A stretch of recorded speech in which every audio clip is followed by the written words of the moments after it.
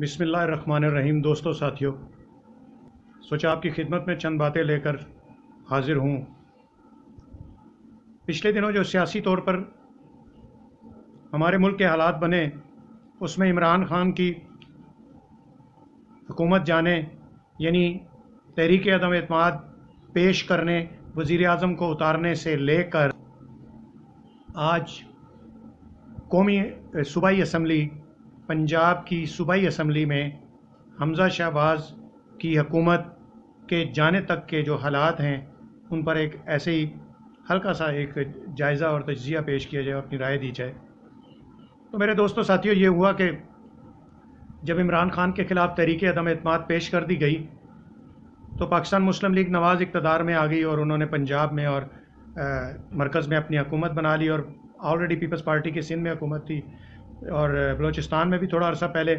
جو حکومت تبدیل ہوئی وہ بھی ان کی تقریباً ہم خیال حکومت آ چکی تھی۔ تو اس طرح عمران خان جب قومی اسمبلی سے ریزائن دے کر نکلے تو پنجاب کی حکومت بھی پھر ان کے ہاتھوں سے جاتے رہی، کیونکہ وہ قومی اسمبلی میں بھی کمزور ہو گئے، ان کا کوئی نمائندہ وہاں پر موجود نہیں تھا۔ تو پاکستان مسلم لیگ نون نے وہ منحرف 20-22 ارکان میں سے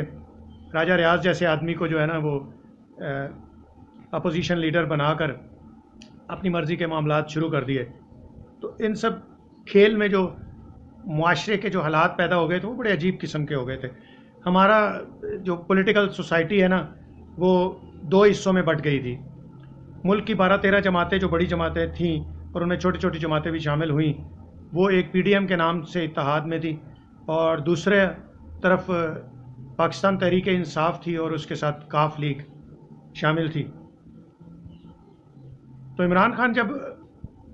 پرائم منسٹر ہاؤس میں آخری دنوں میں تھے تو انہوں نے ایک بات کہی جو بعد میں بڑی چلتی رہی کہ میں حکومت سے باہر جب نکلوں گا تو تمہارے لیے میں بہت خطرناک ہو جاؤں گا۔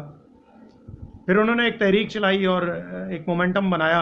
اور پھر انہوں نے یہ ثابت کیا کہ وہ حکومت سے باہر نکل کر واقعی بہت خطرناک ہو گئے تھے، اور ابھی تک خطرناک دکھائی دے رہے ہیں۔ تو میرے دوستو ساتھیوں، اس سب معاملے میں ہم نے یہ دیکھا کہ ہمارا معاشرہ بری طرح دو سیاسی حصوں میں تقسیم ہو گیا تھا۔ اب یہ تقسیم اتنی گہری